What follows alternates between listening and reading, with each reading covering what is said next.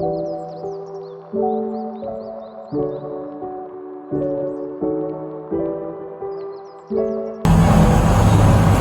warahmatullahi wabarakatuh. Perkenalkan kami dari kelompok 1, kelompok mata kuliah akuntansi manajemen.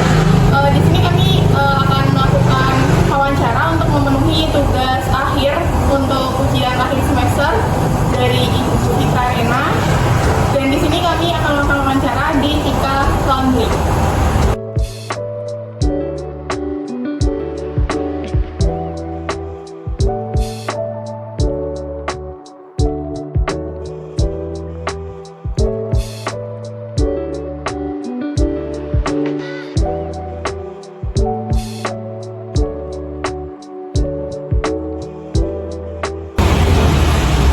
Assalamualaikum warahmatullahi wabarakatuh. Kami dari kelompok 1 hari ini akan melakukan wawancara untuk memenuhi tugas proyek dari mata kuliah akuntansi manajemen di Tika Laundry. Jadi ini salah satu pegawai dari Tika Laundry, namanya siapa Kak? Boleh perkenalan dulu? Perkenalkan, nama saya Tika. Oke, silakan.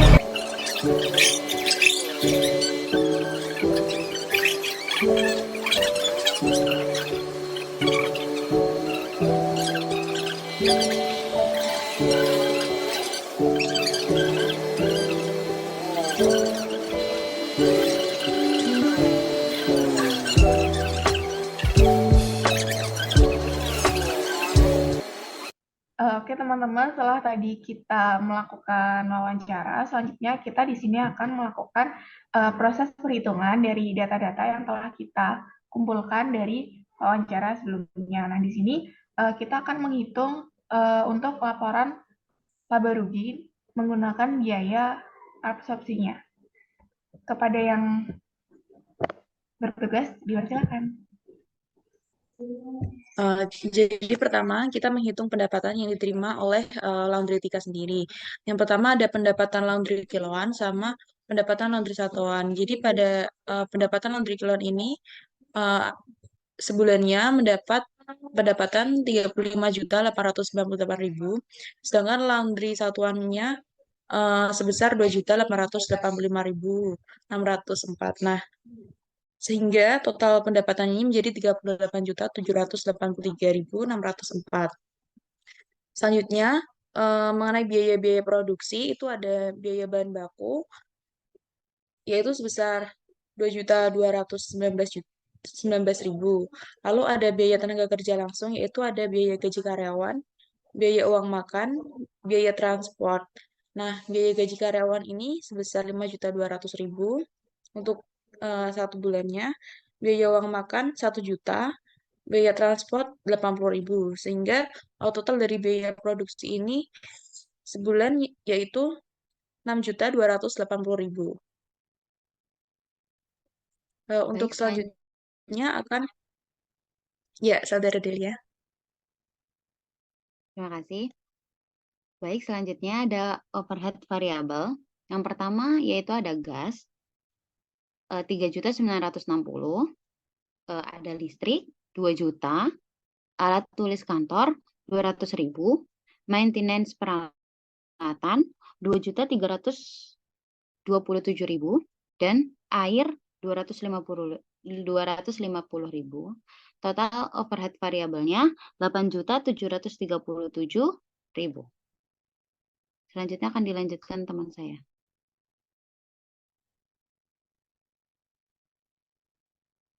Baik, selanjutnya yaitu overhead tetap ada WiFi sebesar 400.000. Jadi total overhead tetap 400.000.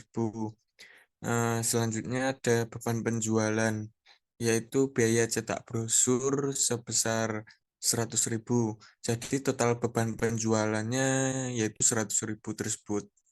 Sekian, terima kasih. Baik, selanjutnya kita akan menghitung laporan laba rugi dari Laundry Tika dengan perhitungan biaya absorpsi. Jadi untuk pendapatannya tadi totalnya itu adalah Rp38.783.604. Nah, dikurangi dengan beban pokok penjualan yang didapat dari penjumlahan dari biaya produksi ditambah biaya overhead variabel dan biaya overhead tetap yaitu 6.280.000 ditambah 8.737.16 rupiah ditambah 400.000 sehingga beban pokok penjualannya itu 17.636.016 rupiah. Sehingga untuk laba brutonya yaitu pendapatan dikurangi beban pokok penjualan itu didapat 21.147.588 rupiah. Selanjutnya akan dijelaskan oleh rekan saya. Selanjutnya kita akan menghitung untuk laba operasinya. Jadi laba operasi ini diperoleh dari laba bruto dikurangi dengan beban penjualannya. Tadi sudah dihitung sebelumnya bahwa laba bruto itu dihasilkan sebesar Rp21.147.588, kemudian dikurangi dengan beban penjualan yang merupakan biaya untuk marketing itu sebesar 100.000, maka menghasilkan laba operasinya sebesar Rp27.588.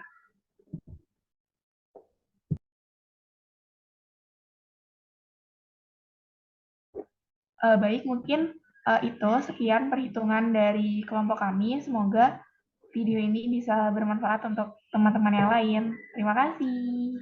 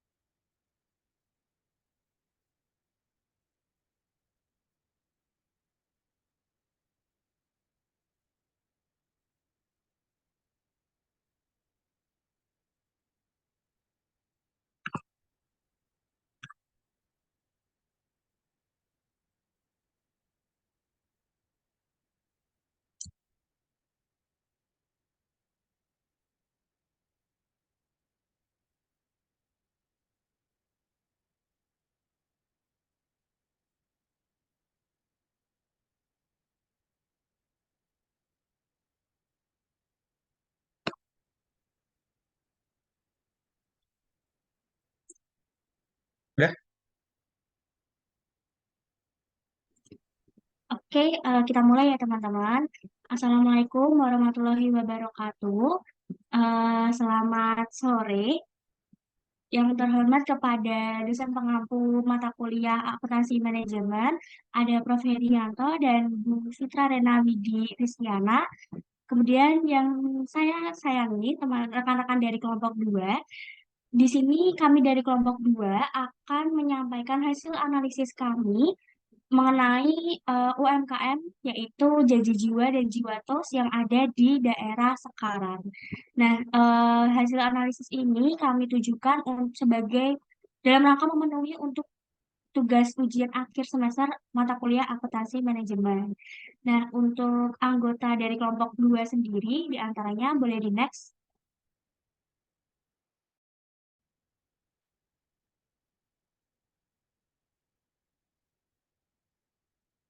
Baik, untuk anggota dari kelompok 2 sendiri, yang pertama ada Bintang Ramadan dengan NIM akhir 031, kemudian ada Dian Indah Lestari dengan NIM akhir 144, yang ketiga ada Diva Yoga Safira dengan NIM akhir 154, dan yang terakhir ada saya sendiri, Faizan Nur Hanifah dengan NIM akhir 288.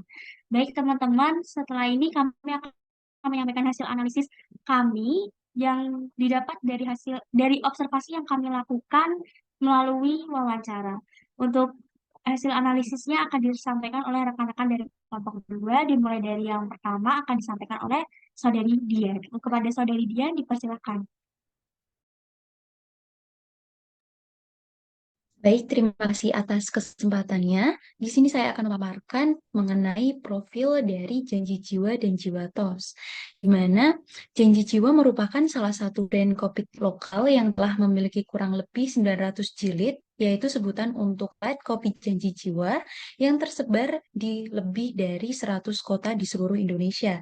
Jilid pertama kali beroperasi pada tanggal 15 Mei 2018 dan beroperasi di ITC Kuningan. And value, a cup for the farmers, a cup for the partners, and a cup for the people. Janji Jiwa dipercaya sebagai salah satu kedai kopi lokal yang mendapatkan penghargaan dari Murah 2019 dan Top Brand tahun 2020 dan 2021. Boleh di next?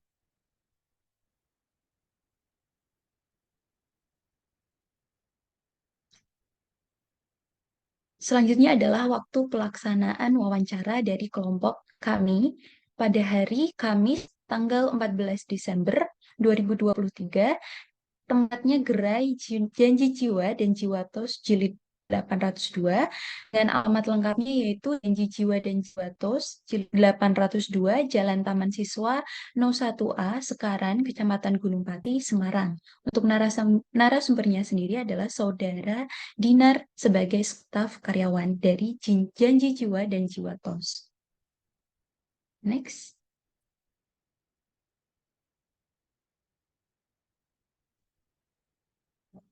Oke, selanjutnya adalah produk ataupun pelayanan dari Janji Jiwa sendiri.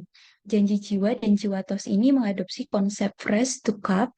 Janji Jiwa menyajikan pilihan kopi lokal Indonesia dengan cita rasa klasik yang mengutamakan kualitas. Selain kopi, Janji Jiwa juga menyediakan roti panggang atau tos sebagai momen andalan. Dalam penyajiannya, Janji Jiwa menerapkan konsep makanan cepat saji.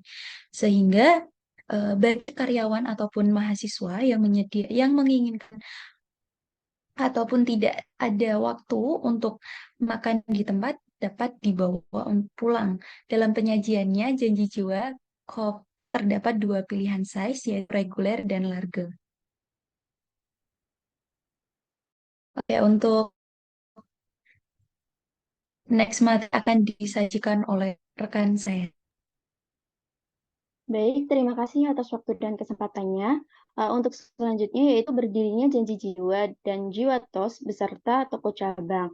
Nah, Janji Jiwa dan Jiwa Tos ini mulai menjalankan operasinya sejak tahun 2018, namun untuk buka cabang di Jawa Tengah itu masih baru. Nah, kurang lebih terdapat sekitar 30-40 toko cabang yang ada di Jawa Tengah, seperti di Semarang, Solo, dan Salatiga. Next.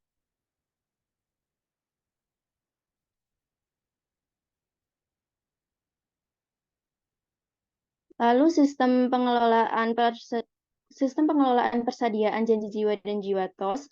Di sini persediaan bahan baku pada Janji Jiwa dan Jiwa Tos itu terbagi menjadi beberapa macam.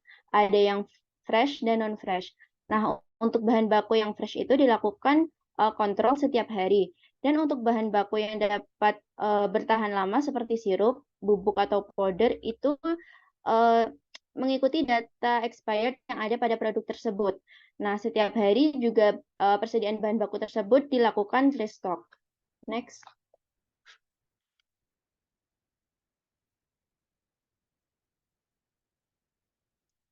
Lalu selanjutnya di sini sistem pengecekan bahan baku. Nah, beberapa bahan baku itu dilakukan pengecekan secara berkala. Untuk bahan baku yang seperti kopi dan sayuran yang ada pada tos itu tiap hari harus fresh dan harus habis pada hari itu juga. Nah, Janji Jiwa dan Jiwa Tos itu sering kehabisan bahan baku karena Janji Jiwa dan Jiwa Tos ini menerapkan sistem PO dan ada auto reject dari pusat, sehingga jika kehabisan bahan baku maka Janji Jiwa dan Jiwa Tos itu mencari bahan baku dari outlet terdekat dan dari outlet terdekat yang terdapat bahan baku yang kehabisan tersebut. Next.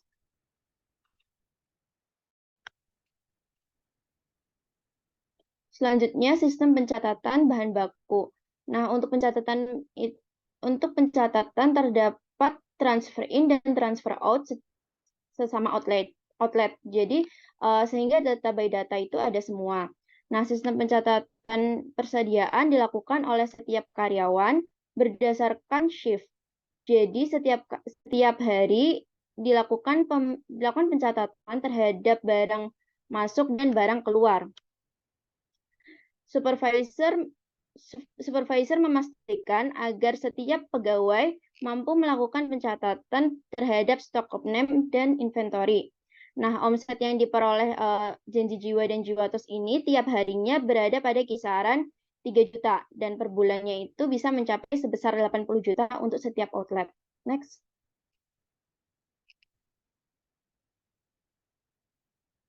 Untuk materi selanjutnya akan dipaparkan oleh rekan saya. Terima kasih.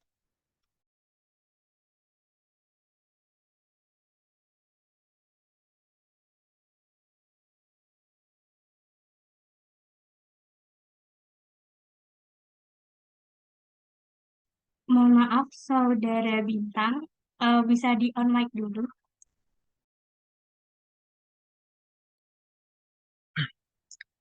Eh, Baik, untuk materi berikutnya tentang sistem penyimpanan persediaan.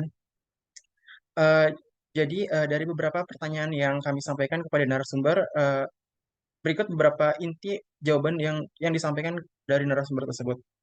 Di sini pertama, penyimpanan persediaan bahan baku dipisahkan berdasarkan kelompoknya seperti dry supply, fresh supply, dan frozen supply.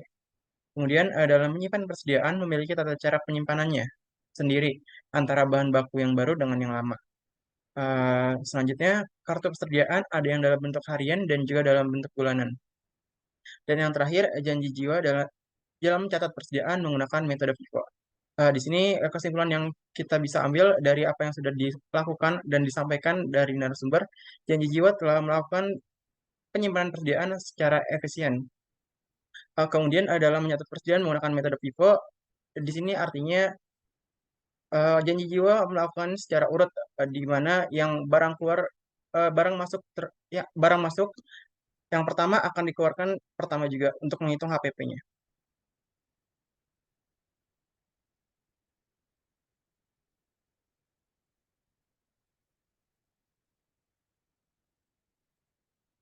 Kemudian yang kedua ada sistem penjualan. Di sini jawaban dari narasumber adalah outlet janji jiwa yang berada di Jalan Taman Siswa sekarang ini memiliki rata-rata omset perharinya yaitu 3 juta rupiah. Dalam dalam hal melakukan pencatatan, dilakukan rekapan dalam satu hari yang berisi nominal penjualannya saja. Dengan untuk rincian produk yang dijual apa saja datanya sudah otomatis masuk ke pusat. Eh, di sini juga sesuai apa yang diterapkan pada prinsip akuntansi manajemen, di mana informasi terkait penjualan harus cepat, harus terintegrasi, walaupun di satu sisi menjadi suatu kekurangan ketika tidak mengetahui bagaimana rincian produk yang dijual. Eh, untuk materi berikutnya akan disampaikan oleh rekan saya. Baik, terima kasih. Untuk yang selanjutnya adalah mengenai pengelolaan sumber daya manusia. Jadi, dalam outline yang ada pada outline Janji Jiwa dan Jiwatos Jilid 802 ini, dalam mengelola sumber daya manusianya, diterapkan sistem kerja shifting yang dibagi menjadi tiga shift, yaitu yang pertama ada pagi, yang kedua ada middle atau peralihan, dan yang ketiga ada sore. Jadi shiftingnya itu sebenarnya ada dua yang utama, yaitu pagi dan sore. Pagi mulai pukul 8 hingga pukul 3 sore, kemudian sorenya pada pukul 3 sore hingga pukul 10 malam. Akan tetapi di outlet ini dan di online manapun juga disediakan shift middle atau peralihan yang dimana shift ini bergantung pada kontrak atau kesepakatan antara karyawan dengan atasan ingin bekerja pada pukul berapa, bisa antara pukul 9 hingga pukul 12, kemudian pukul 9 hingga pukul 3 sore, atau mungkin pukul 6 sore hingga pukul 10 malam. Jadi itulah kenapa disebut peralihan, karena bisa jamnya lebih fleksibel. Nah, sistem kerja shifting ini adalah salah satu cara pengelolaan sumber daya manusia yang diterapkan oleh outlet Janji Jiwa dan Jiwatos untuk bisa memudahkan dan melancarkan ketika dalam bekerja nantinya konsumen yang banyak dari pagi hingga malam, agar bisa bergantian dari karyawan-karyawannya yang dimana dalam satu hari ada 3 sampai dengan 5 karyawan. Next.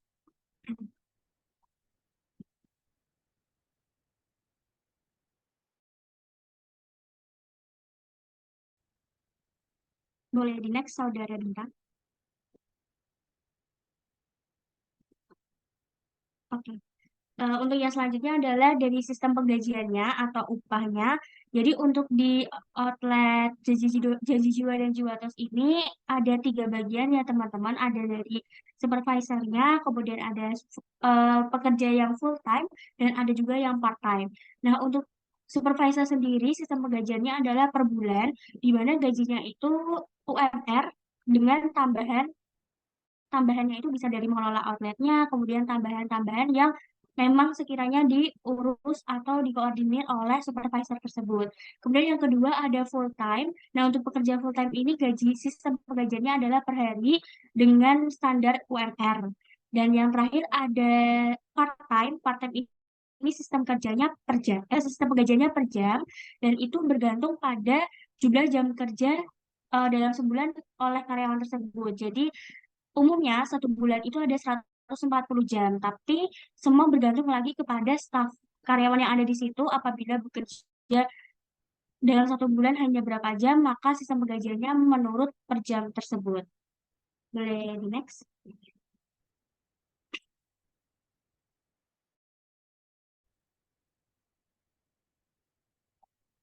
Oke, untuk yang selanjutnya adalah pengelolaan sumber daya manusia. Nah, untuk pengelolaan sumber daya manusianya ini ada satu kendala yang mungkin memang perlu disorot dalam outlet Janji Jiwa dan Jiwa Tos ini, yaitu kendala utamanya terletak pada jumlah karyawan yang terbatas. Yang tadi sudah sempat saya sebutkan bahwa dalam satu outlet itu ada 3 sampai 5 karyawan. Nah, karena keterbatasan ini, jadi kendalanya itu seperti ketika dalam satu hari atau dalam satu waktu tertentu adanya jumlah konsumen yang terkadang di luar dugaan atau banyak. Jadi membuat staf yang pada saat itu di jam itu bekerja itu kewalahan. Nah, untuk solusinya itu bisa dengan yang pertama mengkomunikasikan waktu shift kerjaan dengan para karyawan oleh atasannya. Kemudian yang kedua dengan membuat jadwal shift kerja yang jelas. Yaitu tadi sudah dibuat oleh Janji Jiwa ada 3 shift kerja di mana shift utamanya adalah pagi dan sore, dan shift middle ini ibarat seperti si pembantu yang bisa membantu di tengah-tengah atau di jam peralihan antara pagi dan sore. Kemudian yang ketiga menetapkan rotasi jam kerja. Rotasi jam kerja ini tujuannya untuk em, menyamaratakan atau agar adanya keadilan antar staf atau karyawan. Jadi antar staf atau karyawan itu tidak bosan dengan jam kerja yang seperti itu terus, dan bisa sama-sama merasakan ketika mendapatkan konsumen yang sedikit maupun konsumen yang banyak. Next.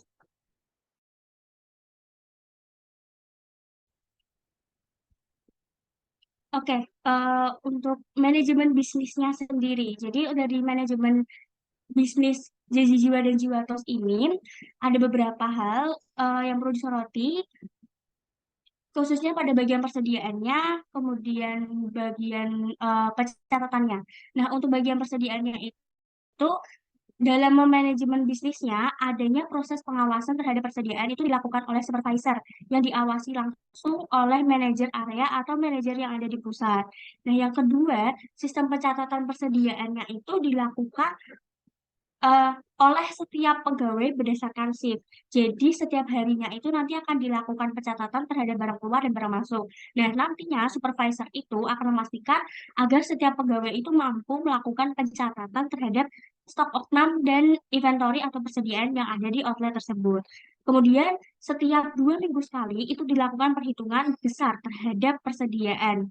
Nah, ini tujuannya untuk mencocokkan barang yang keluar dengan stok yang masih tersedia itu apakah sesuai atau tidak. Nah, hal ini tuh dilakukan oleh kasir yang ada di outlet pada saat itu. Jadi dilakukan pencatatannya biasanya pada malam hari. Dan yang terakhir adalah setiap hari dilakukan pencatatan terhadap inventory dan stok oknum. Next.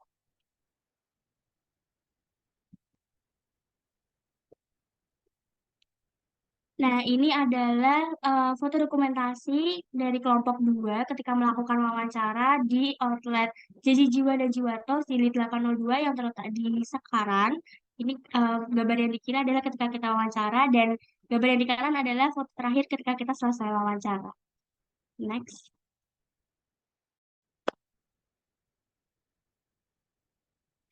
Oke, sudah sampai di penghujung presentasi.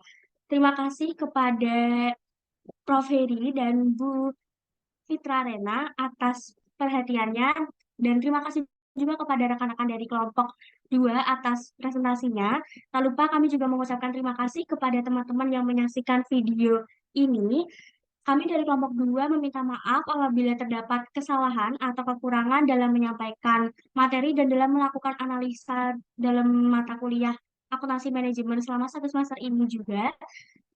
Kami dari kelompok 2 pamit undur diri. Sekian dan terima kasih. Wassalamualaikum warahmatullahi wabarakatuh.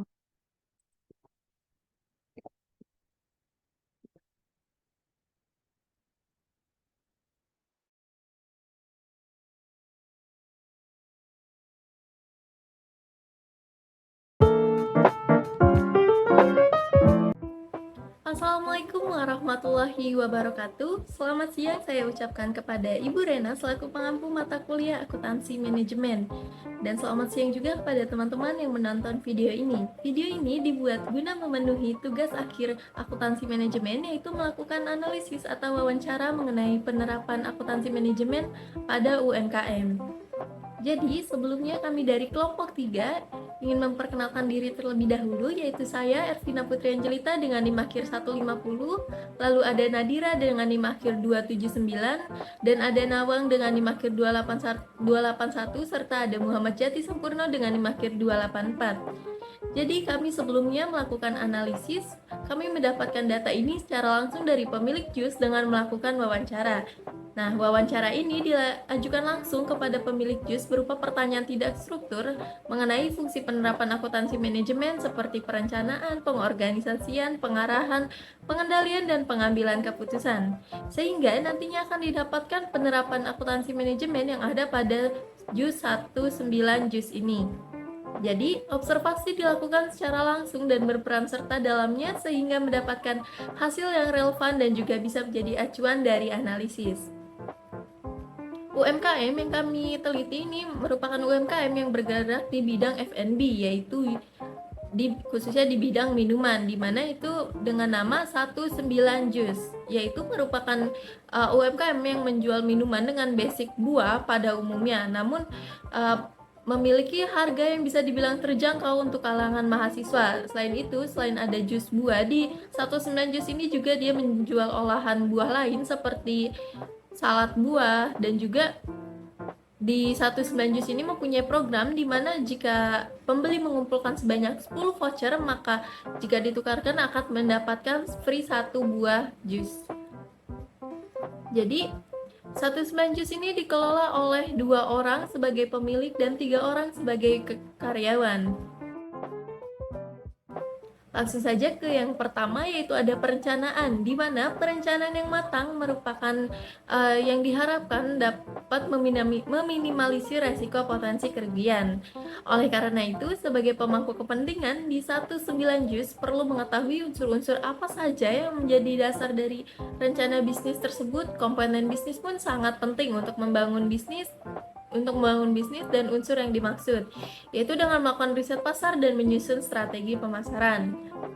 Dari hasil wawancara yang kami lakukan dalam melakukan penjualan produk, agar bisa mengikuti keinginan pasar, yaitu dengan merencanakan strategi. Jadi, 19 Jus merencanakan strategi pemasaran, yaitu untuk mengambil suatu tujuan di masa yang akan datang dan efektif, seperti dengan promosi lewat media sosial, terus juga menjadi partner sponsorship, lalu juga mengunggah konten-konten yang menarik, dan juga menerapkan promo-promo yang bisa menarik pelanggan baru. Nah, sehingga dari hal tersebut yang paling banyak impact-nya itu media sosial. Dengan media sosial memiliki banyak keuntungan dari menarik pelanggan baru hingga meningkatkan jumlah pembelian. Jadi berdasarkan hasil yang kami simpulkan dari 19 Jus ini sudah menyusun perencanaan secara efisien dan efektif, sehingga usaha atau UMKM yang dijalankan bisa tercapai dengan penerapan strategi pemasaran melalui media sosial. Yang kedua itu ada pengorganisasian. Pengorganisasian sendiri merupakan proses perancangan dan pengelompokan serta pengorganisir. Tujuannya itu agar karyawan bertanggung jawab dengan pembagian kerjanya. Nah, dari hasil wawancara dengan pemilik satu jus, pengorganisasian ini penting dalam usaha yang merupakan tempat dan alat untuk mencapai tujuan. Nah, di pengorganisasian ini ada langkah-langkah yang ditempuh agar mencapai tujuan. Yang pertama itu menentukan tujuan yang ingin dicapai. Yang kedua, penyusunan rencana dan kebijakan yang akan digunakan untuk pencapaian tujuan yang telah ditetapkan. Yang ketiga, penentuan segala kegiatan yang akan digunakan untuk mencapai tujuan dan melaksanakan rencana yang telah dibuat. Dan yang keempat itu ada penghitungan pengklasifikasian kegiatan-kegiatan. Serta yang kelima itu ada pemberian tugas dan wewenang untuk melaksanakan kegiatan. Nah, satu jus ini itu telah menggunakan fungsi pengorganisasian untuk pencapaian tujuan usahanya dengan mengikuti langkah-langkah yang disiapkan untuk mendukung kegiatan yang dilakukan. Yang ketiga itu ada pengarahan. Pengarahan ini fungsinya itu untuk menggerakkan orang atau karyawan dengan baik dan benar sesuai dengan tanggung jawab masing-masing. Nah, pengarahan ini tuh tindak lanjut dari pengorganisasian. Karena di pengarahan ini untuk rencana agar karyawan itu dapat bergerak sesuai dengan tanggung jawabnya masing-masing. Berdasarkan hasil wawancara dengan pemilik satu jus, kelompok kami menyimpulkan bahwa pelaksanaan fungsi pengarahan ini telah dilakukan berdasarkan pedoman melalui perintah yang dipaparkan oleh pemangku kepentingan. Pemangku kepentingan ini maksudnya itu pemilik dari satu jus itu sendiri.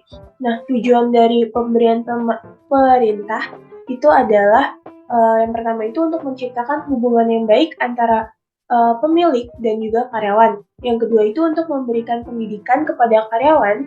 Yang ketiga untuk mengkoordinasi kegiatan karyawan. Selain itu karyawan itu juga berhak untuk mengikuti pelatihan agar dapat menambah wawasannya.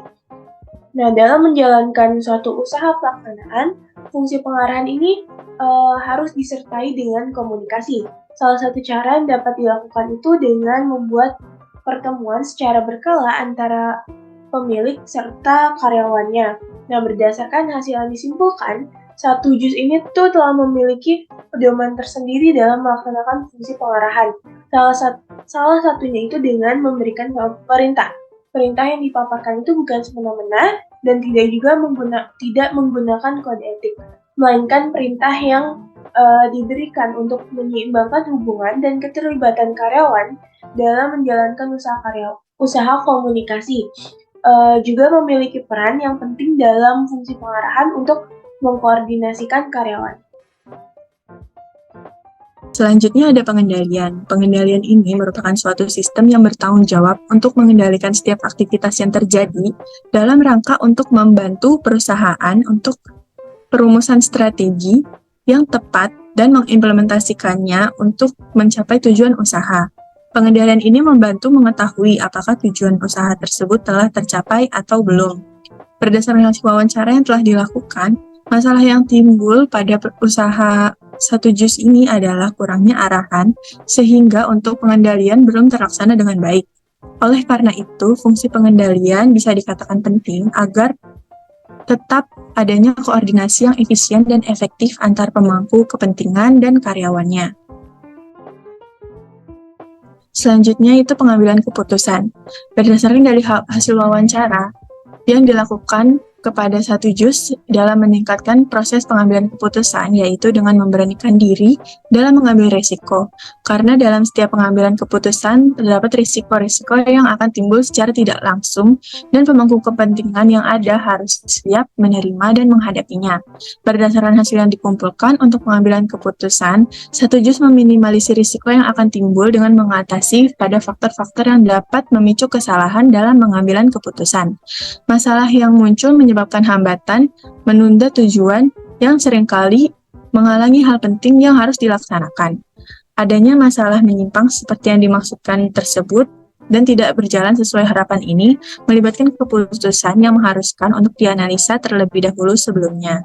Untuk pengambilan keputusan, mereka harus menganalisis situasi dan kondisi karena hal tersebut tentu berpengaruh pada keadaan tertentu yang dapat terjadi di sekitar mereka.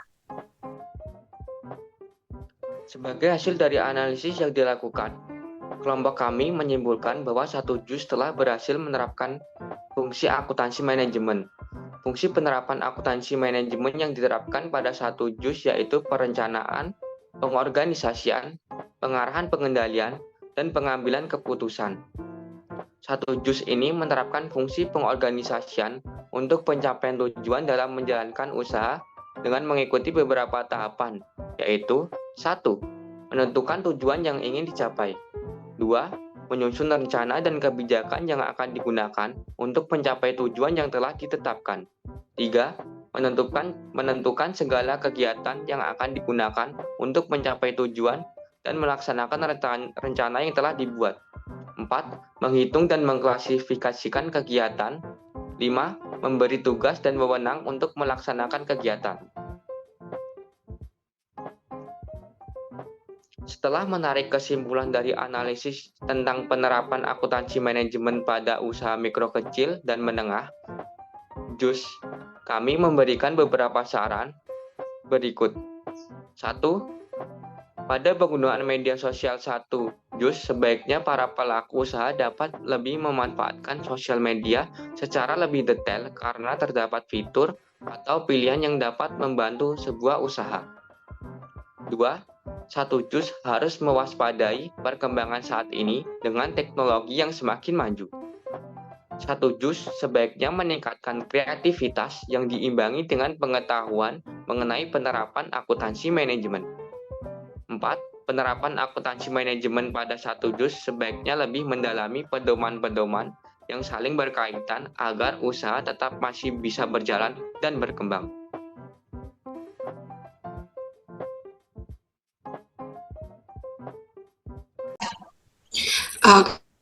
Assalamualaikum warahmatullahi wabarakatuh.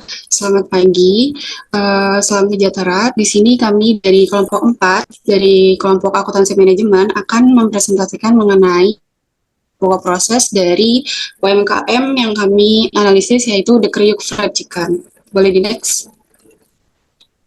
Namun sebelum memasuki sesi presentasi, di sini kami akan memperkenalkan anggota kelompok dulu. Yang pertama ada Nafi Fajar Fadila dengan NIK Mahir 152, dan Martin Farazi dengan NIK Mahir 275.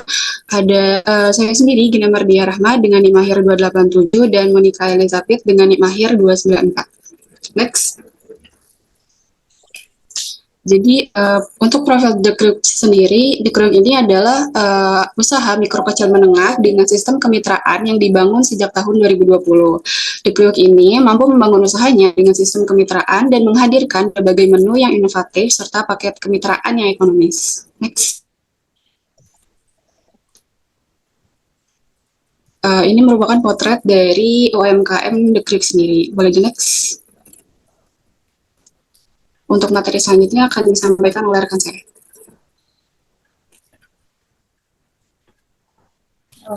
Untuk selanjutnya itu ada pembagian departemen dalam produksi. Itu yang pertama, departemen produksi. Nah, jadi di departemen ini yang menangani semua kegiatan yang berhubungan dengan pembuatan dari produknya.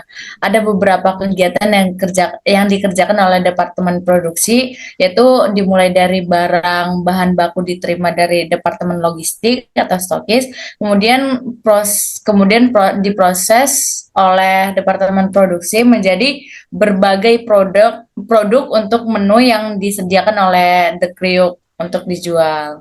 Next.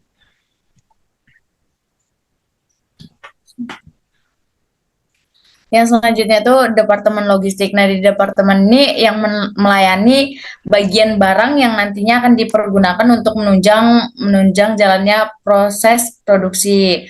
Nah, fungsi departemen ini menerima, menyimpan, dan menyalurkan barang ke stokis atau gudang cabang, kemudian dari stokis itu dilanjutkan ke setiap outlet.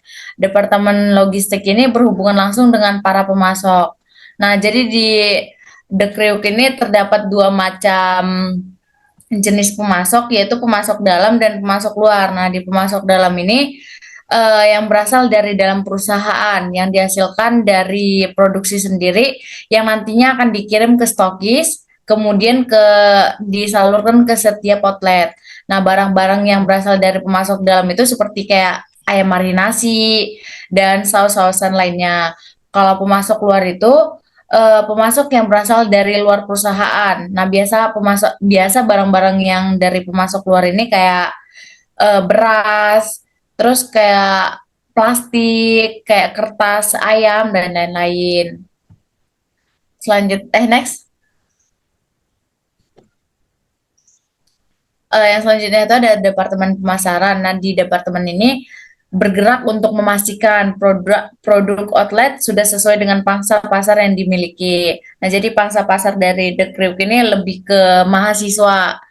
Saat ini pemasaran outlet The Kriuk sudah memiliki 3 cabang franchise yang tersebar di sekitar UNES Gunung Pati. Nah, jadi itu terdapat 2 macam jenis franchise yang ditawarkan oleh The Kriuk itu. Yang pertama kemitraan, yang kedua itu swakeloka. Nah, di kemitraan ini, sistem kemitraan merupakan sistem di mana calon franchiser hanya melakukan investasi uang, kemudian untuk segala sesuatunya itu termasuk manajemen akan diurus oleh pihak The Kriuk-nya. Yang selanjutnya swakeloka itu sistem swakeloka merupakan ini calon franchisernya itu harus melewati beberapa tahapan calon franchiser. Nah, diantaranya itu harus mempunyai lahan usaha dan lokasi peninjauan lahan harus lewat dari seleksi dari 4 kriteria, yaitu traffic hidup, penduduk banyak, perputaran uang, dan yang terakhir itu dekat dengan fasilitas umum. Next. Yang selanjutnya itu Departemen Keuangan. Nah, di The Kriuk itu memiliki jumlah karyawannya itu 25 orang dari 3 outlet tersebut. Nah, di mana 3 orang merupakan kepala outlet yang memiliki tanggung jawab atas segala kegiatan yang berhubungan dengan keuangan. Tugas utama dari departemen ini yaitu melakukan pengaturan transaksi, membuat laporan keuangan dari tiap outlet yang dibawahi oleh seorang manajer toko. Next. Nah, untuk selanjutnya akan dijelaskan oleh teman saya. Kemudian laporan produksi dari The Kriuk Fried Chicken, di mana laporan produksi itu sendiri adalah sebuah dokumen yang mengikhtisarkan aktivitas dari produksi yang terjadi dalam sebuah departemen pemrosesan untuk suatu periode waktu tertentu. Nah, The Kriuk ini sendiri sudah memiliki laporan produksi untuk setiap departemennya, yang mana ini tuh berisi informasi terkait biaya-biaya dari departemen sebelumnya maupun biaya-biaya yang ditambahkan dalam departemen tersebut, seperti termasuknya itu biaya bahan baku langsung, biaya tenaga kerja langsung, dan juga biaya overhead. Next.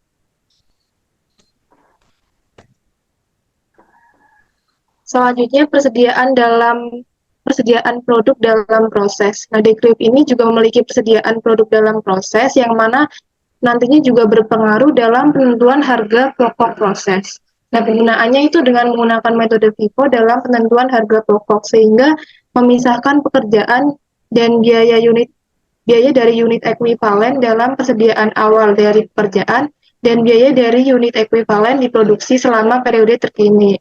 Artinya itu hanya pekerjaan dan biaya terkini yang digunakan untuk menghitung biaya per unit dari persediaan awal diselesaikan dan dipindahkan terlebih dahulu. Nah, untuk perhitungannya sendiri akan dijelaskan oleh rekan saya. Oke, silakan. Baik, di sini untuk metode perhitungan persediaan yang dilakukan oleh outlet The Kriuk, kita bisa lihat di sini bahwa unit yang dijual sebesar 700 unit dengan harga HPP-nya sebesar 9.500 per unit. Dengan total dari unit dan harga itu sebesar 6.650. Nah, terus untuk unit yang keluar kita bisa lihat di sini juga sebesar ada yang 25, 50, 32, 45 dan 25. Dengan total sebesar 237.500 sampai 237.500. Nah, karena di sini outlet The Kriuk menggunakan metode FIFO yang dimana first in first out, jadi barang yang dijual atau yang dikeluarkan itu adalah barang yang pertama yang dimasak.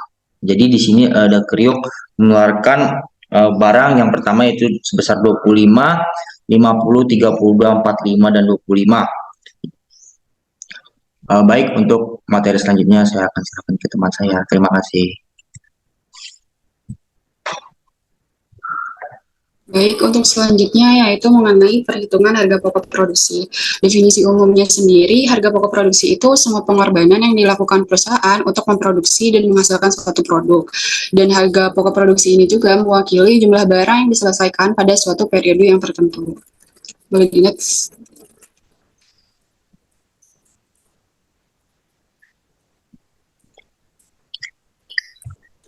Next. Untuk selanjutnya yaitu perhitungan biaya bahan baku langsung pembuatan ayam The Kriuk.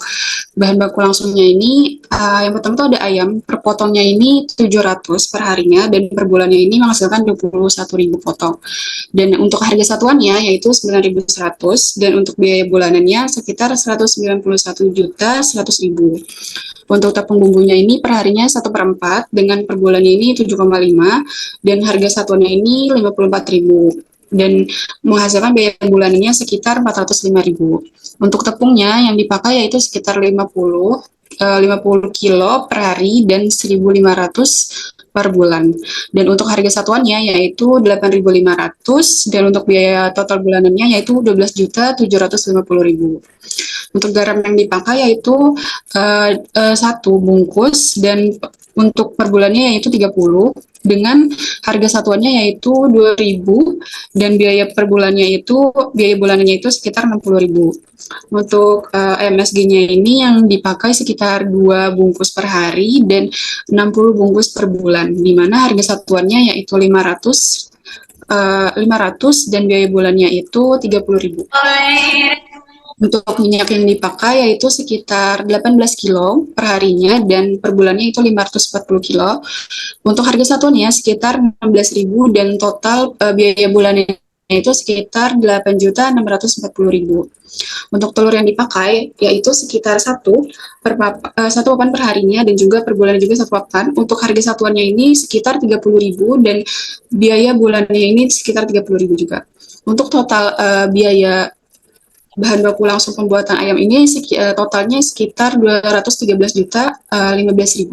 Boleh di next. Selanjutnya yaitu tenaga kerja langsung dan biaya tenaga kerja langsung The Kriuk. Bahan baku langsung ini ayam goreng. Jumlah tenaga kerja langsungnya ini sekitar 4 orang dan untuk biaya tenaga kerja langsung per harinya yaitu sekitar 500.000. Untuk upah bulanannya sekitar 15 juta. Boleh di next. Selanjutnya yaitu harga pokok produksi menggunakan metode full costing, di mana biaya produksi total biaya bahan bakunya itu tadi sekitar 213.015.000, ayam potongnya sekitar 191.100.000. Untuk bumbunya sendiri yaitu biayanya 405.000, untuk tepungnya 12.750.000, untuk garamnya sendiri yaitu sekitar 60.000, MSG-nya 30.000, minyaknya sekitar 8.640.000, untuk telurnya sekitar 30.000 dan biaya tenaga kerjanya sekitar 15 juta. Boleh di next. Selanjutnya yaitu biaya overhead pabriknya sekitar 4.152.000, di mana terdapat biaya listrik dan air sekitar 100.000, biaya sewa lahannya 300.000, biaya depresiasinya sekitar 147.000, biaya transportasinya sekitar 600.000, biaya tambahannya sekitar 2.805.000, biaya promosinya yaitu 100.000 dan biaya pemeliharaan kendaraan itu sekitar 100.000. Dan untuk total semuanya yaitu total biaya produksi per bulannya yaitu sekitar 232.167.000 dan jumlah unit produksi yang diproduksi per bulannya yaitu sekitar 21.000 unit dan untuk harga pokok produksi per bulannya sekitar 1.055. Boleh di next. Baik, mungkin sekian pemaparan materi mengenai analisa harga pokok produksi yang UMKM The Kriuk. Kurang lebihnya mohon maaf. Kami dari kelompok 4 mohon undur diri. Wassalamualaikum warahmatullahi wabarakatuh. Waalaikumsalam warahmatullahi wabarakatuh. Assalamualaikum warahmatullahi wabarakatuh. Selamat pagi Ibu Rena, selaku dosen pengampu mata kuliah akuntansi manajemen. Kami dari kelompok 7 akan menjelaskan hasil analisis kami pada UMKM Mango Sticky Rice UNES yang mana penjualannya menggunakan sistem pre-order. Kami menganalisis menggunakan materi harga pokok pesanan. Kami membuat tugas ini dalam rangka untuk memenuhi tugas proyek akuntansi manajemen. Sebelum itu, perkenalkan anggota dari kelompok 5, yaitu terdiri dari Anggi Anggraini dengan NIM akhir 150, Sofia Rahmayani dengan NIM akhir 151, Niki Clarahel dengan NIM akhir 274, dan Devinta Anindiasari dengan NIM akhir 283. Langsung saja, di sini sudah ada jawaban dari pertanyaan yang sudah kami ajukan kepada pemilik UMKM. Di sini yang pertama yaitu bahwa UMKM dalam akuntansinya hanya mencatat pengeluaran dan pemasukan saja dan belum mengetahui pengkategorian biaya seperti bahan baku langsung, tenaga kerja langsung, dan biaya overhead. Jadi biaya-biaya yang dikeluarkan itu belum dikategorikan. Lalu dalam produksi Mango Sticky Rice, jumlah yang diproduksi sesuai dengan jumlah yang dipesan pada saat membuka pre-order. Lalu yang ketiga, UMKM atau perusahaan belum menghitung biaya overhead seperti biaya listrik atau gas, dan perusahaan menetapkan harga jual dengan melihat harga di pasar. Lalu yang keempat, dalam satu kali pre-order biasanya mendapat 50-70 bungkus Mango Sticky Rice. Karena itu kami mengasumsikan bahwa pesanan ada 60 bungkus, lalu kami menanyakan berapa jam tenaga kerja yang dibutuhkan, mulai dari proses pembelian bahan baku hingga barang jadi dan siap diantar ke customer. Dan itu membutuhkan kurang lebih 70 jam. Lalu yang keenam, biasanya dalam memproduksi 60 bungkus Mango Sticky Rice, harga bahan baku seperti mangga, beras ketan, santan, packaging, yaitu sekitar Rp450.000. Lalu yang ketujuh, dalam memproduksi sebanyak 60 bungkus, jam yang diperlukan untuk menyelesaikan dalam proses produksi saja itu kurang lebih 12 jam. Dan yang terakhir, gaji yang diberikan untuk karyawan itu sebesar Rp300.000 untuk 3 orang karyawan. Di sini kami akan menganalisis dan menghitung tarif overhead pabrik, membuat kartu biaya pesanan, menghitung biaya per unit, dan kami akan menunjukkan apa saja jurnal yang dibutuhkan. Yang pertama, kita menghitung tarif overhead pabrik, yang dimana rumusnya yaitu dengan membagikan antara overhead dengan jam tenaga kerja. Dan karena perusahaan belum mempunyai biaya overhead atau mengkategorikan pengeluaran untuk biaya overhead, maka kami asumsikan overheadnya yaitu sebesar Rp100.000 karena produksi masih dilakukan di kontrakan atau kos pemilik UMKM. Jam tenaga kerja langsungnya yaitu selama 70 jam, bahan baku langsungnya Rp450.000, biaya tenaga kerja langsungnya Rp300.000, jam tenaga kerja langsungnya yaitu 12 jam. Dan menghasilkan tarif overhead pabriknya yaitu Rp1.429 per jamnya. Di sini sudah terlihat yaitu kartu biaya pesanan untuk Mango Sticky Rice UNES, di mana di sini kami ada nomor pesanan, tanggal selesai, lalu rincian-rincian biaya bahan baku langsung, biaya tenaga kerja langsung, overhead, dan total biayanya. Overhead didapatkan dari tarif overhead pabrik dikalikan jam tenaga kerja langsung pada proses produksi. Selanjutnya, menghitung biaya per unit, di mana rumusnya yaitu total biaya dibagi dengan unit yang dihasilkan. Total biayanya yaitu Rp850.000 didapat dari pertambahan bahan baku langsung, tenaga kerja langsung, dan overhead. Dibagi unit yang dihasilkan yaitu 60 bungkus dan menghasilkan biaya per unit yaitu Rp14.200. Lalu jurnal-jurnal yang kemungkinan akan dipakai dalam penjualan dan produk selesai, yaitu beban pokok penjualan di debit sebesar 850.000, barang jadi di kredit 850.000, lalu saat terjadi penjualan, kas atau piutang usaha di debit sebesar 1.020.000 dan penjualan di kredit sebesar 1.020.000. Penjualan didapat dari 17.000 atau harga jual dikali dengan 60 bungkus. Sekian yang dapat kami sampaikan. Semoga materi yang kami sampaikan atau yang kami analisis dapat berguna untuk UMKM yang masih mulai, yang masih kecil.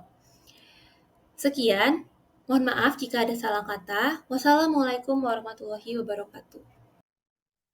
Baik, selamat siang kepada Ibu Fitra Rena Widirizkayana SEMAK selaku dosen pengampu dari Akuntansi Manajemen. Pada siang hari ini, kami dari kelompok 6 akan mempresentasikan mengenai analisis manajemen dari UMKM yang bernama Grownies.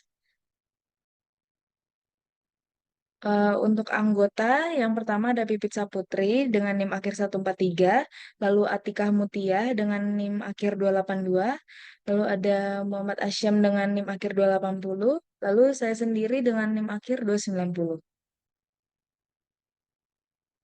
Baik, untuk profil UKM-nya, UMKM. Jadi, Grownies itu merupakan sebuah UMKM yang berfokus pada bidang food and beverage di Semarang, yang UMKM ini itu dimiliki oleh Muhammad Rifki Budi Geraldi, dan UMKM ini itu menjual produk berupa brownies yang harganya terjangkau dan sesuai dengan kantong mahasiswa. Lalu awal mulanya produksi ini dilakukan berlokasi di Genuk dan hanya dilakukan di hari Sabtu dan Minggu. Nah, untuk pemasaran produk itu dilakukan di setiap hari Senin sampai Jumat dengan mengantar box ke reseller. Untuk skema produksi, saya serahkan ke rekan saya. Baik, terima kasih. Berikutnya mengenai skema produksi. Skema produksi ini berjalan saat founder berada di semester 1 hingga semester 5.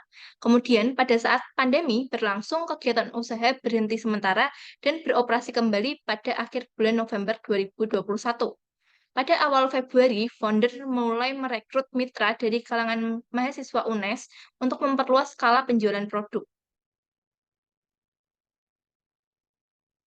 Kemudian berikut ini merupakan jenis produk yang ada pada Grownies. Produk yang diproduksi adalah brownies dengan banyak varian.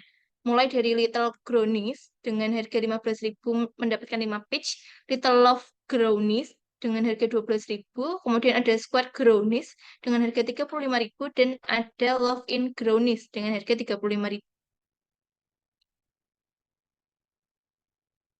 Baik, untuk selanjutnya akan dipaparkan oleh rekan saya.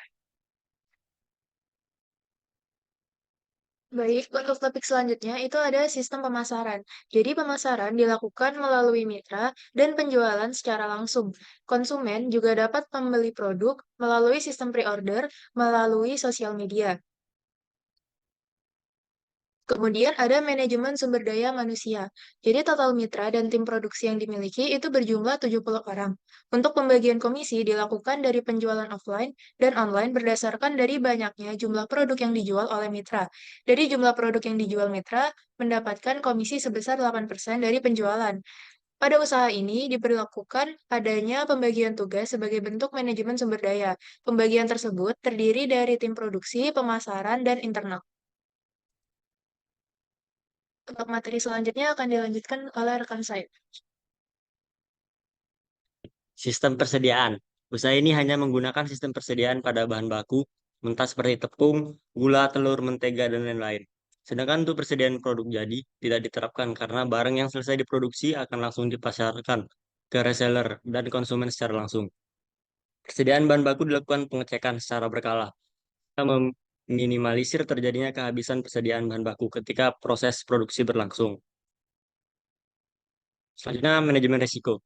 Risiko, sedikitnya jumlah tim yang bertugas untuk mengantar pesanan pada pelanggan dan mitra ketika pesanan sedang overload. Membuat tim pengantar sedikit kesulitan untuk mengantar pesanannya. Solusinya, itu Grownies membuka perekrutan untuk tim pengantar.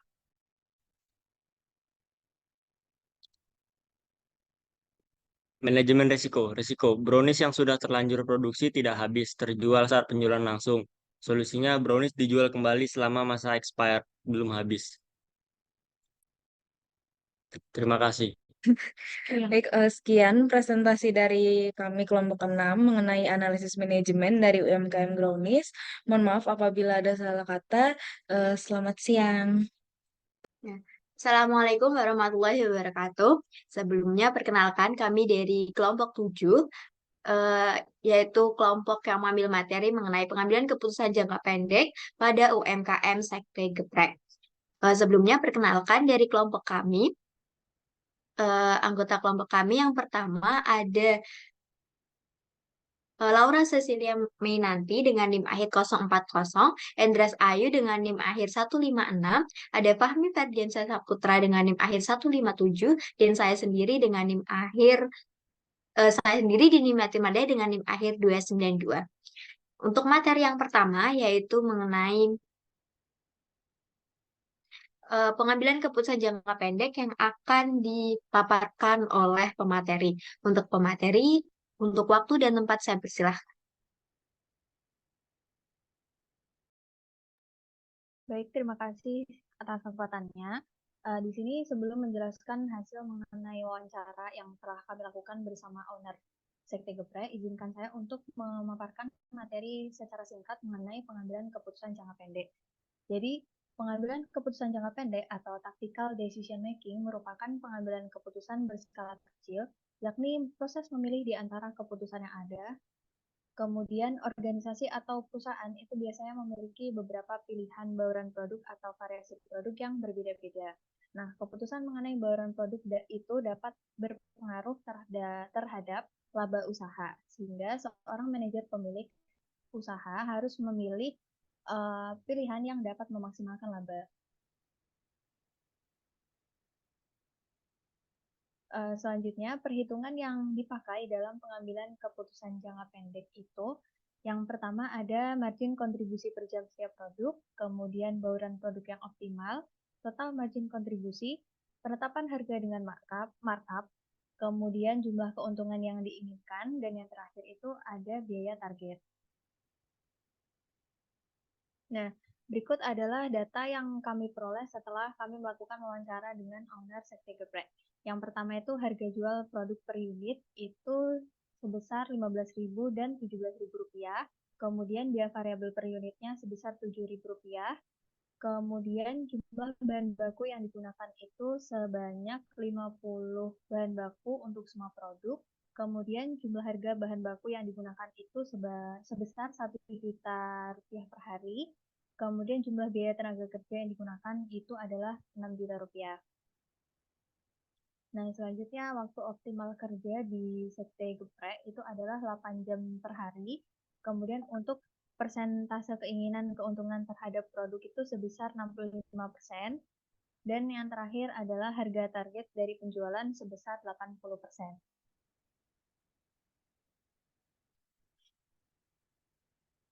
Nah, selanjutnya adalah analisis mengenai margin kontribusi per jam kerja setiap produk dari Sekte Geprek. Nah, berdasarkan data tadi yang akan kita gunakan untuk menghitung margin kontribusi per jam kerja setiap produk itu adalah harga jual produk, kemudian biaya variabel dan jam kerja. Jadi di sini telah diketahui bahwa harga jual produk yang pertama itu sebesar Rp15.000, kemudian harga jual produk yang kedua itu sebesar Rp17.000, kemudian biaya variabelnya itu Rp7.000 dan jam kerjanya itu selama 8 jam. Nah, untuk yang pertama itu kita akan melakukan perhitungan terhadap margin kontribusi per unit dengan cara harga jual per unit dikurangi biaya variabel per unit. Untuk produk pertama, margin kontribusinya yaitu Rp15.000 dikurangi Rp7.000 dari biaya variabel, menghasilkan margin kontribusi per unit untuk produk 1 sebesar Rp8.000. Kemudian, margin kontribusi per unit untuk produk kedua itu dihitung dengan cara Rp17.000 dari harga jualnya dikurangi dengan Rp7.000 dari biaya variabelnya menghasilkan margin kontribusi per unit produk 2 sebesar Rp10.000. Untuk selanjutnya perhitungan margin kontribusi per jam kerja. Nah, margin kontribusi per jam kerja ini dihitung dengan cara margin kontribusi per unit dibagi dengan jam kerja.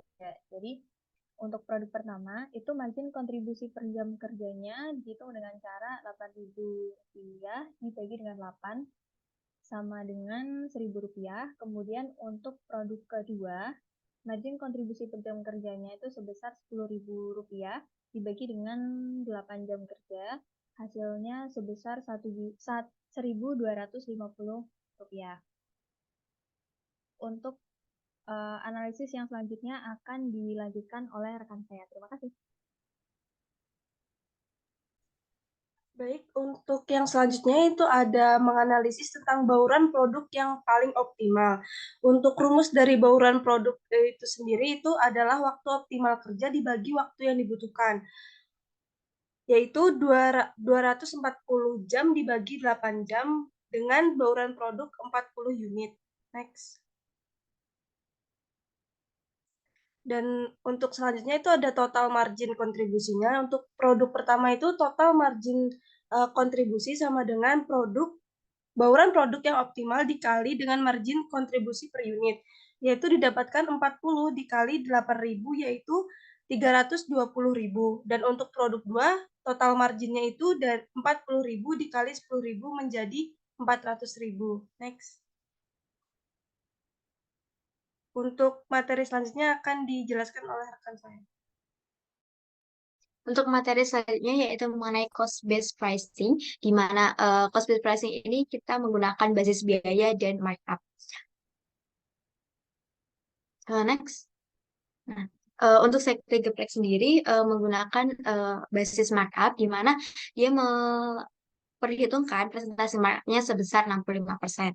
Jadi data yang diperoleh dengan biaya pembuatan dari produk sektor geprek sendiri itu ada 7.000, di mana kita masukkan ke dalam rumus dengan harganya yaitu biaya ditambah presentase markup dikali biaya per unit, di mana 7.000 ditambah 65% yaitu dari presentase markup yang diinginkan oleh sektor geprek dikali 7.000 yaitu menghasilkan angka 11.550.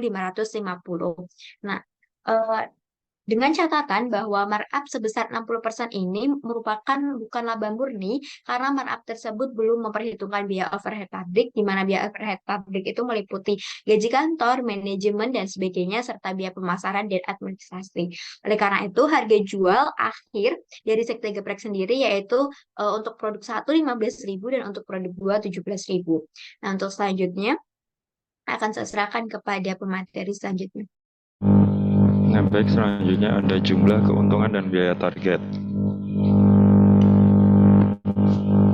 Nah, untuk menghitung jumlah keuntungan dari sektor geprek, kita memerlukan beberapa data. Yang pertama ada rentang harga jual per unit, di mana minimal penjualan itu dihargai 15.000 dan maksimum itu 17.000. Dan yang kedua kita membutuhkan data biaya variabel per unit, yakni biaya variabelnya 7.000. Nah, yang ketiga ada jumlah harga bahan baku yang digunakan. Nah, harga per unitnya itu kan untuk kita mengetahui harga bahan baku yang digunakan itu kita harus mengetahui harga bahan baku pada per hari itu tersebut. Nah, untuk harga bahan bakunya kan 1 juta. Nah, dibagi jumlah bahan baku yang digunakan yakni 50 unit. Nah, diperoleh 20.000 per unit. Next. Nah, ini untuk jumlah keuntungannya. Nah, keuntungan per unit itu rumusnya harga jual per unit dikurangi biaya variabel dikurangi harga bahan baku per unit. Nah, untuk keuntungan per unit minimum itu sama dengan 24.750 dikurangi 7.000 dikurangi 20 sama dengan minus 2.250, di mana di sini mengalami kerugian.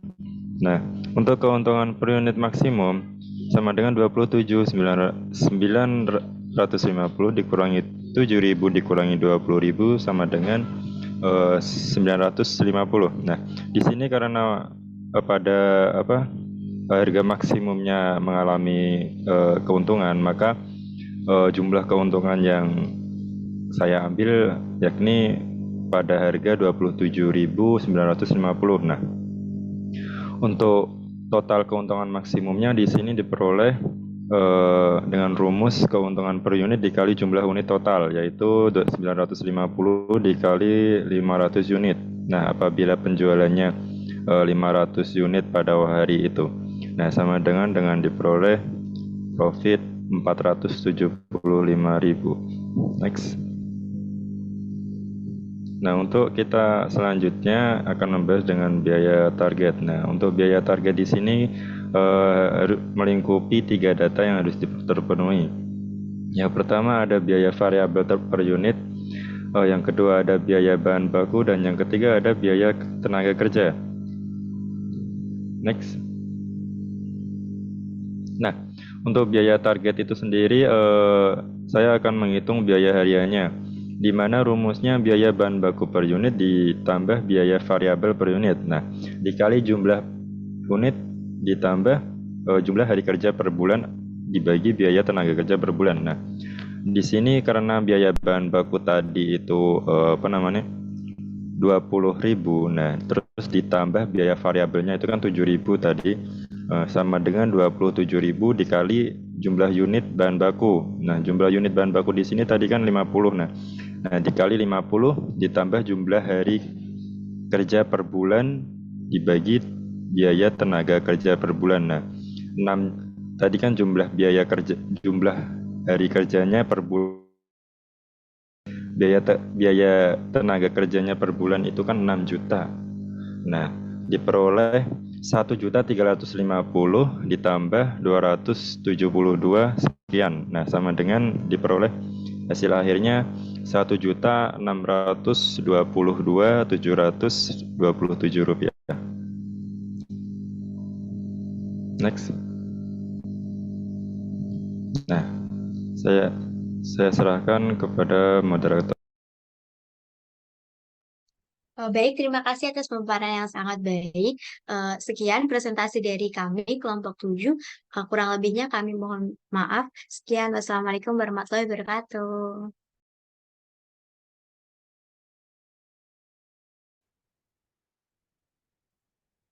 Assalamualaikum warahmatullahi wabarakatuh. Kami dari kelompok 8 akan memaparkan analisis terkait UMKM Laundry Banyumili yang ada di UNES dengan konsep dasar akuntansi manajemen. Next.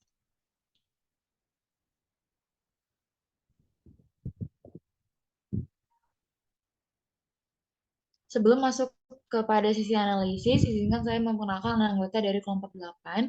Yang pertama ada saya sendiri, Amanda Setlebla Putri Tanjung dengan NIM akhir 033. Lalu ada rekan saya, Leri Santika dengan NIM akhir 037. Selanjutnya ada Farah Nayasani dengan NIM akhir 276.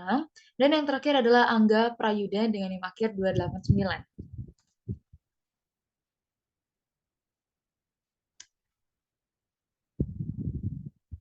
Baik, di sini akan masuk pada analisis yang pertama, di mana kami telah melakukan observasi serta wawancara kepada Laundry Banyumili untuk meminta informasi mengenai bahan baku yang berkaitan langsung selama proses produksi atau selama proses laundry berjalan.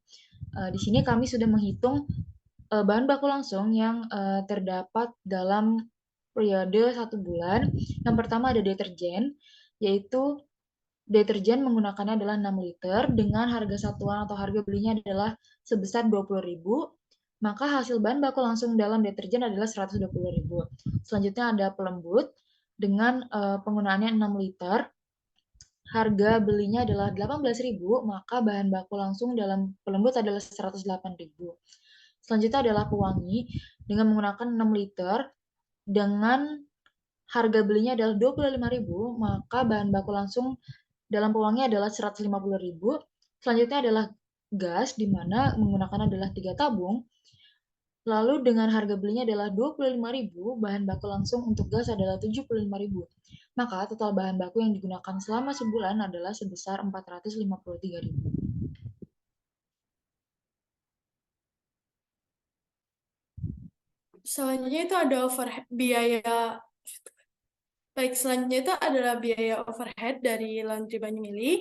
Yang pertama itu ada listrik dan air. sebesar 200.000 untuk per bulannya. Lalu ada plastik dan lakban sebesar 45.000 per bulannya. Jadi untuk total biaya overhead pada laundry Banyumili ini sebesar 245.000.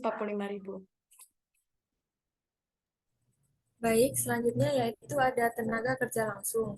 Pada laundry Banyumili ini, shift dibagi dua, yaitu yang pertama ada 6 jam dan yang kedua yaitu ada 7 jam. Gaji karyawan yang pertama yaitu 6 jam dikali 5.000 dengan total 30.000. Pada gaji karyawan yang kedua yaitu ada 7 jam dikali 5.000 dengan total 35.000. Total biaya tenaga kerja langsung pada 1 bulan itu ada 377 jam dikali 5.000 dengan total 1.885.000.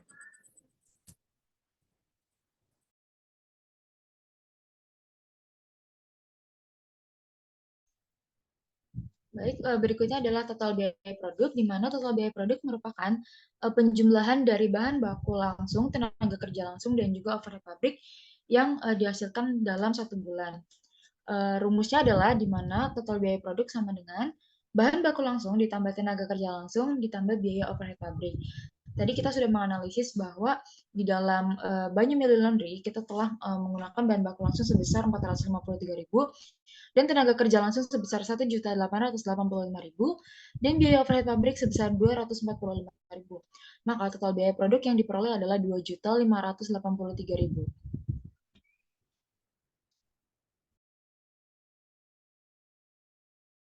Baik, selanjutnya yaitu ada biaya utama. Biaya utama itu biaya perusahaan yang terkait langsung dengan bahan dan tenaga kerja yang digunakan dalam proses produksi. Nah, rumusnya yaitu biaya utama bahan baku langsung ditambah tenaga kerja langsung dengan jumlah 453.000 ditambah 1.885.000 dengan total biaya utamanya itu ada 2.338.000.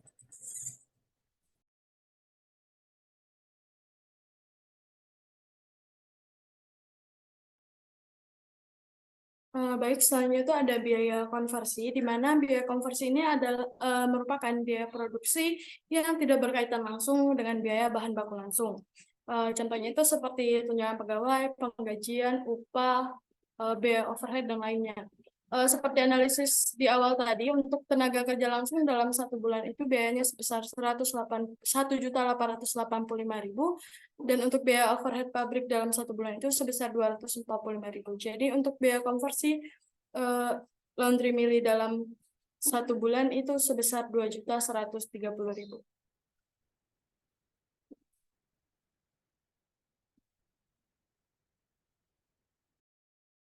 Selanjutnya ada perhitungan harga pokok produksi. Harga pokok produksi itu ada 3, ada biaya bahan baku, biaya tenaga kerja langsung, sama biaya overhead. Nah, di laundry ini, biaya bahan baku di sini tuh 453.000. Terus biaya tenaga kerja langsung tadi 1.885.000.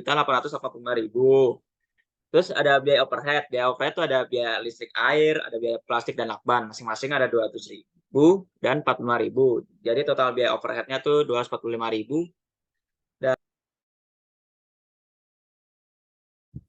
Sekian analisis materi terkait konsep dasar akuntansi manajerial dari kelompok 8. Kurang lebihnya mohon maaf. Wassalamualaikum warahmatullahi wabarakatuh.